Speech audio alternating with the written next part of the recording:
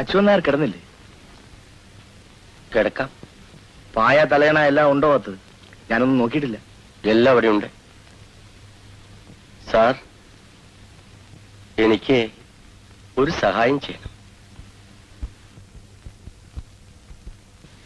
സാറിന് അവിടങ്ങളിലൊക്കെ പരിചയക്കാരുണ്ടാവുമല്ലോ.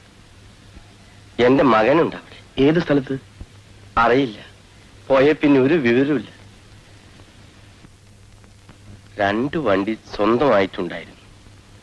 അവൻ ഒരുത്തനേ ഉള്ളൂ, ആണായിട്ടും പെണ്ണായിട്ടും. വലിയ ബുദ്ധിമുട്ട് കൂടാതെ തന്നെ അവനിവിടെ പഠിക്കാം. ഇവിടെ തന്നെ വല്ല ഉദ്യോഗവും നോക്കാം. പറഞ്ഞാ കേക്കണ്ടേ? ആരൊക്കെയോ പറഞ്ഞ് പിരികേറ്റി അവൻ പോയി. ഞാൻ ഇത്തിരി ഗുണദോഷിച്ചപ്പോ അച്ഛന് മനസ്സുണ്ടെങ്കിൽ ഒരു 2000 ഉറുപ്പ്യ കടം തന്നാ മതി, പലിശ അടക്കം വീട്ടിക്കോളാന്ന് പറഞ്ഞാ പിന്നെ എന്ത് ചെയ്യും? പിന്നൊരു വിവരവും അറിഞ്ഞില്ലേ? പെണ്ണായിട്ട് അവന്റെ അമ്മ കിടപ്പിലായപ്പോ അവളുടെ സമാധാനത്തിന് വേണ്ടി ഞാൻ കുറെ കളവ് പറഞ്ഞു. കത്തുണ്ട്, പണം വന്നു, വരാൻ പറഞ്ഞ് കമ്പി അടിച്ചൂടെ എന്നാണ് ആശുപത്രിയിലേക്ക് കൊണ്ടുപോകുമ്പോൾ ചോദിച്ചത്. വന്നോന്നറിയാൻ പിന്നെ ബോധം തെളിഞ്ഞില്ല. അതൊരു ഭാഗ്യായി. എനിക്കറിയാവുന്ന സ്ഥലങ്ങളിൽ അന്വേഷിക്കാം. തിരിച്ചു ചെല്ലട്ടെ. മകന്റെ പേര്? പി. ചന്ദ്രശേഖരൻ. അന്വേഷിക്കാം. പണം കൊടുത്തു, പിറ്റേന്ന് പുറപ്പെടുകയാണ്. അച്ഛനും അമ്മയും എന്നെ ഓർത്ത് വിഷമിക്കേണ്ട. അതായിരുന്നു അവസാനത്തെ കത്ത്. കാശും പണവും ആയപ്പോ നാടും വീടും ഒക്കെ മറന്നതാവും. ചിലരങ്ങനെയുണ്ടല്ലോ, ആര് കണ്ടു? ഒരു കമ്പിയുണ്ട്.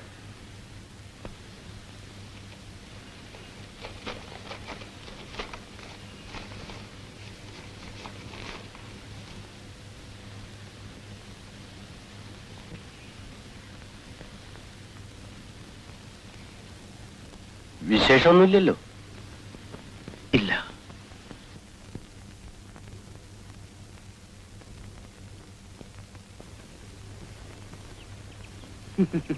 എന്നെ ആയിരിക്കും ശകുനം. എങ്ങോട്ടാണാവോ? എങ്ങോട്ടുമല്ല.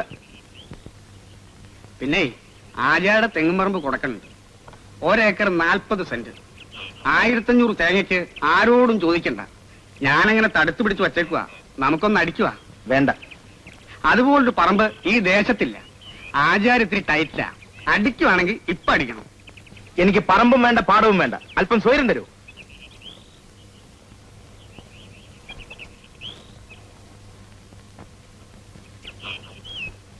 രാജേട്ടാ, രാജേട്ടാ, രാജേട്ടാ, എന്നെ അറിയില്ലേ?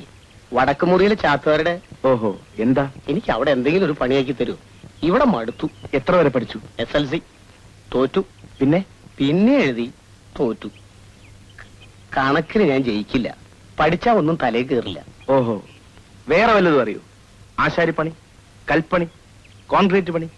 അത് നമ്മൾ നായന്മാർക്ക് പറഞ്ഞല്ലോ. എന്നാലേ കൈക്കോട്ടെടുത്ത് കിളയ്ക്കാൻ പഠിക്കേ. ദിവസം 10 രൂപ കിട്ടില്ലേ നാട്ടിൽ? അതും നമ്മൾ നായന്മാർക്ക് പാടില്ലെങ്കിൽ എന്താ വീട്ടുപേര്? ഞാൻ വടക്കുമുറിയിലെ വടക്കുമുറി തറവാട്ടിന്റെ മഹത്വം പറഞ്ഞ് തെക്കും വടക്കും നടന്നു. ഇതൊന്നും വയ്യെങ്കിൽ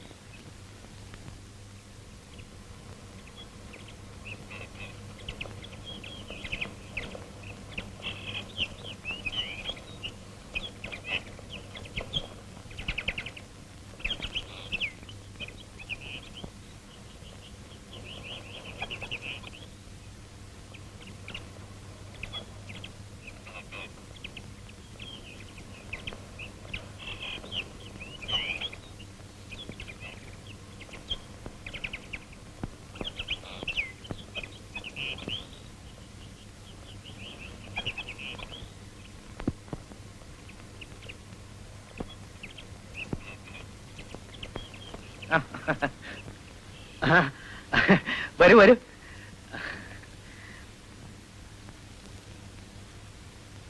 ഇത് വല്യമ്മാവയാണ്. രാജന് ഓർമ്മയുണ്ടാവോ? ഇരിക്കുക. വല്യമ്മയുടെ നേരെ മൂത്ത ആള്. ഇപ്പോ തറവാട്ടിലെ വലിയ കാരണവരെന്നൊക്കെ പറയാം. കാര്യമൊന്നും ഉണ്ടായിട്ടല്ല. വല്യമ്മാവ അക്കരെയാണ് താമസം. ഭാര്യ വീട്ടില് കുറച്ച് കൃഷിയുണ്ട്. മേഞ്ചിലവിനുള്ളത് തോട്ടത്തിൽ നിന്ന് കിട്ടും. അങ്ങനെ വല്യമ്മയെ തട്ടി കാണാൻ ഇടയ്ക്കിടയ്ക്ക് വരും. വാദത്തിന്റെ അക്ഷരം വല്ലാണ്ടുണ്ട്. നടക്കുന്ന വേണം അവിടുന്ന് ഇങ്ങോട്ടേ. ഗോപി രാവിലെ ആളെ അയച്ചപ്പോ വരണോ വരണ്ടോ എന്ന് സംശയിച്ചു. ചെറിയൊരു വിശേഷം ഉണ്ടായാൽ മതി. വല്യമ്മയ്ക്ക് എല്ലാരെയും വിളിച്ചു വരുത്തണം. ഏട്ടാ, ഇല വെച്ചിരിക്കുന്നു, എല്ലാരെയും വിളിക്കൂ. പണ്ടൊരു പിറന്നാള് ചോറൂണ് എന്നൊക്കെ പറഞ്ഞാൽ ചെറിയൊരു കല്യാണ സദ്യയുടെ മട്ടൊക്കെ ഉണ്ടാവും.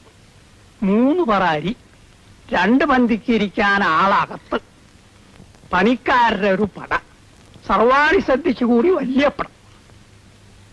എനിക്ക് രാജന് 100 കൂട്ടം തിരക്കുണ്ടാവും. 3 മണിക്ക് എന്റെ വക്കീലും വരും. കൃഷ്ണമ്മാവന്റെ ആത്മാവായി ഇവന്. എല്ലാ കോടതിയിലും കേസുണ്ടെങ്കിൽ സന്തോഷായി. അങ്ങോട്ടും ഇങ്ങോട്ടുള്ള വഴി ഒപ്പമാണെന്ന് ചിലർ പഠിക്കണം. കരിങ്കുറപ്പാടം ഒഴിപ്പിച്ചു വാങ്ങാനാവില്ലെന്ന് എത്ര പേര് പന്തയം വെച്ചു. ഇപ്പോഴോ കേസിന് ചിലവായ പണം ഉണ്ടായിരുന്നെങ്കിൽ അതിന്റെ ഇരട്ടി ഭൂമി വാങ്ങായിരുന്നു. കോടതിക്കാര്യം തുടങ്ങിയാൽ ഊണിന്റെ സമയം തെറ്റും. എണീക്കണുണ്ടോ? നമുക്കുണ്ണാം.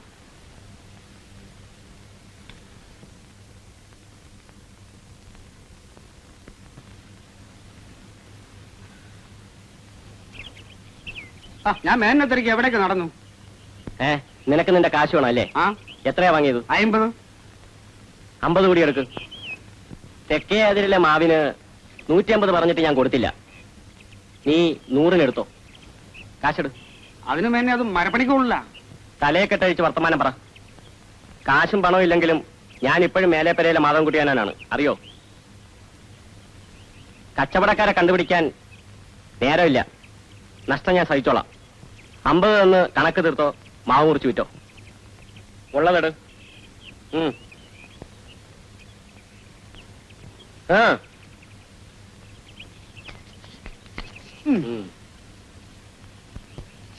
ബാക്കി എപ്പോഴാ എത്തിക്കാൻ? എത്തിക്കാം. 100 രൂപയ്ക്കൊന്നും ഇല്ലാട്ടോ മേനെ മാവ്. കടന്നു പോടാ.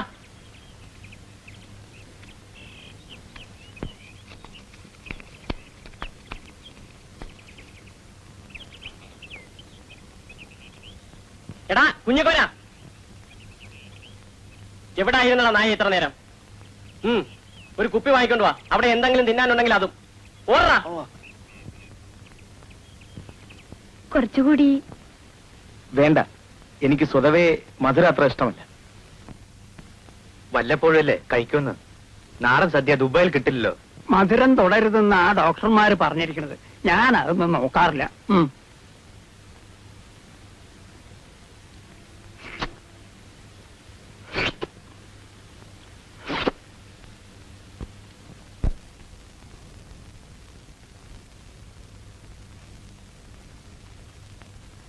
നീ എപ്പോ വന്നു? കുറച്ചേരെ. തറവാട്ടിലെ വല്യമ്മയുടെ ക്ഷണം. ഉണ്ണാൻ പോയി. കൂട്ടരാകെ ക്ഷീണിച്ചിരിക്കുന്നല്ലോ. ആ പെൺകുട്ടിയുടെ കാര്യമാണ് കഷ്ടം. പഴയ പ്രതാപൻ രക്ഷിച്ചെടുക്കാൻ ഗോപിയും കുറെ പാടുപെടുന്നുണ്ട്. വലിയ കാരണവരും വന്നിരുന്നു. നടക്കട്ടെ, വാ, അങ്ങനെ തിരക്ക് കൂട്ടിയാലോ? വയലിൽ പണിക്കാരുണ്ട്. ഞാൻ 10 മണിക്ക് വന്ന് ഇരിപ്പാണ്. ഇത്രയും വൈകിയില്ലേ? വാ. പോട്ടെ, ഞാൻ പിന്നെ വരാം.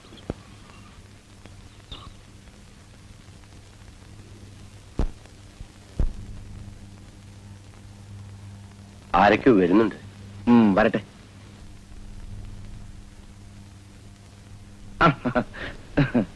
ഇരിക്കൂ. ഉള്ള സ്ഥലത്തൊക്കെ ഇരിക്കൂ. ഫർണിച്ചറൊന്നും എത്തിയിട്ടില്ല. ഇരിക്കൂ.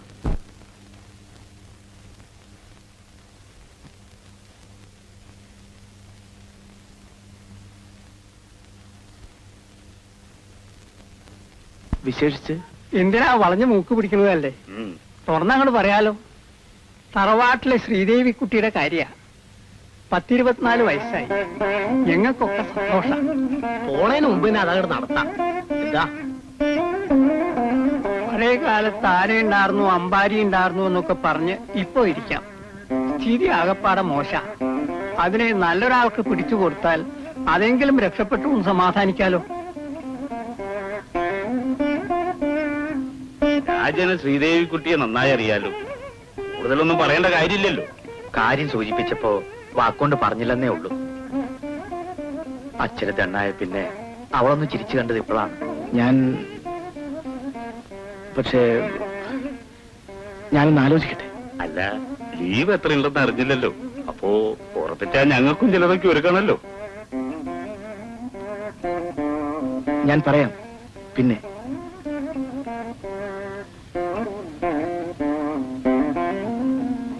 നടന്നോളൂ, ഞാൻ ഒപ്പം എത്തി.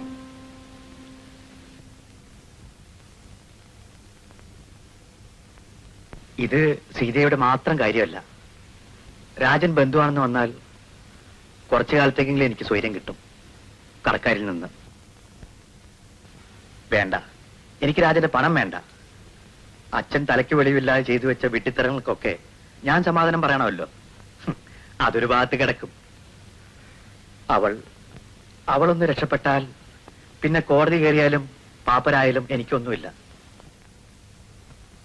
ഞാൻ കടം ചോദിക്കില്ല, ഭയപ്പെടണ്ട.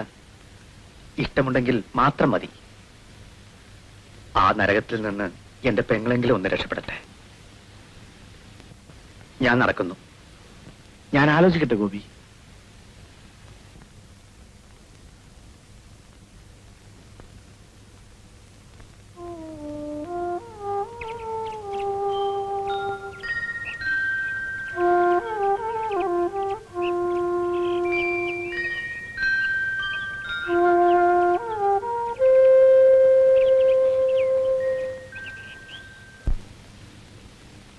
ഒരു കമ്പിയുണ്ട്, ഞാൻ ഒപ്പിട്ട് കൊടുത്തു.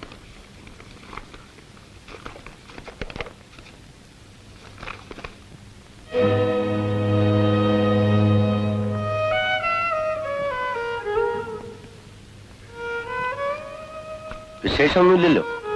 ഒന്നുമില്ല. ദുബായിൽ നിന്നാണോ? അല്ല, ഒരു ഫ്രണ്ടിന്റെ, ഏറ്റുമാനൂരുള്ള ഒരു ഫ്രണ്ടിന്റെ. ചെന്ന് കാണാമെന്ന് പറഞ്ഞു.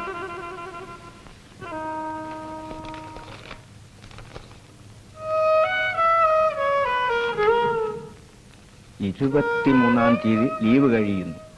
മാലതി. നിനക്ക് കടങ്കഥകൾ അറിയാമോ? കുട്ടിക്കാലത്ത് നമ്മൾ പറഞ്ഞു കളിച്ചിരുന്ന കടങ്കഥകൾ. പഴയൊരു സ്വപ്നം വേണോ, പുതിയൊരു യാഥാർത്ഥ്യം വേണോ? എനിക്ക് മനസ്സിലായില്ല. മനസ്സിലാവില്ല. നീ പുസ്തകത്തിലെ വരവ് ചെലവ് കണക്കാണ്. നിന്റെ വാപ്പ ഒരു പഴഞ്ചൊല്ല്. ഞാനിപ്പോ ശരിക്കും ഒരു കടങ്കഥയായി മാറിപ്പോയി.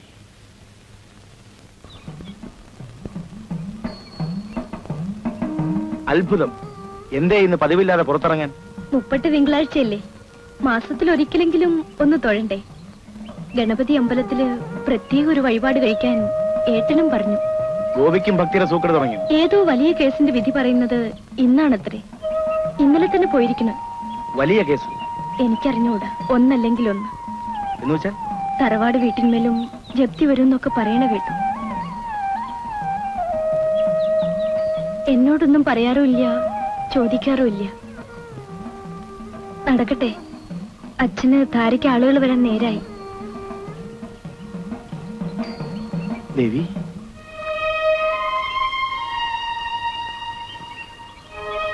ഒന്നുമില്ല, നടന്നോളൂ.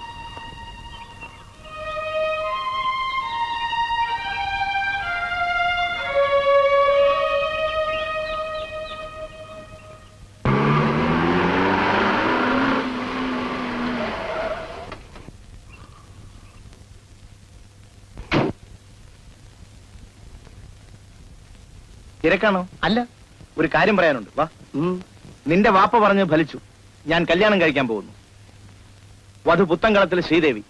വരന്റെ പാർട്ടിയിൽ പോകാൻ ഇവിടെ ആരുമില്ല, നീ ഒഴികെ. പുത്തങ്കളത്തിലെ കാരണവന്മാരും നാട്ടുകാരും പറയുമ്പോ എന്താ വിശേഷം? ക്ഷണിക്കാൻ പിന്നെ വരുന്നുണ്ടുമ്മ. എനിക്കൊരു കല്യാണാലോചന നടത്തണം. ദേ ഇവിടെ ഒരുത്തനുണ്ട്, അവന്റെ കാര്യം അന്വേഷിക്കണ്ടാക്ക്. അതിനെ കുറിച്ച് വല്ല വിചാരം ഉണ്ടാ? അബു വരുന്നു. ഇരിക്കണില്ലേ? പിന്നെ വരാം.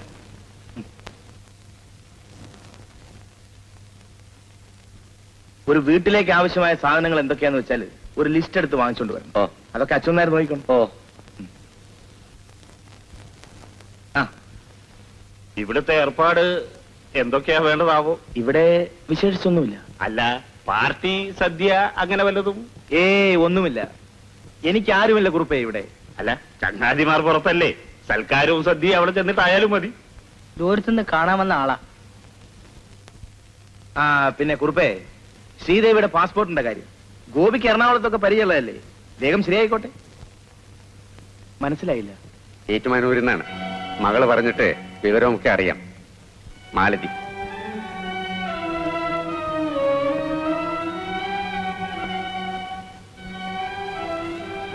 ആ ഇത് അടുക്കളയിൽ കൊണ്ട് വിടും. അടുക്കളയിൽ. ആ ആ ഇത് ഈ മുറിയിലൂടെ കേട്ടോ. ഇത് അടുത്ത മുറിയിൽ. ആ ആ അവൾ നിർബന്ധിച്ചിട്ടാണ് ഞാൻ തന്നെ വന്നത്. നാട്ടുനടപ്പ് അങ്ങനെയല്ലെങ്കിലും. അവസാനം രാജൻ പറഞ്ഞിടത്തേക്ക് എന്നെ വന്നു. ഗുരുവായൂർ അമ്പലത്തിൽ വെച്ച് മതി എന്നെല്ലാവരും സമ്മതിച്ചു. ബുദ്ധിമുട്ട് കുറയുമല്ലോ.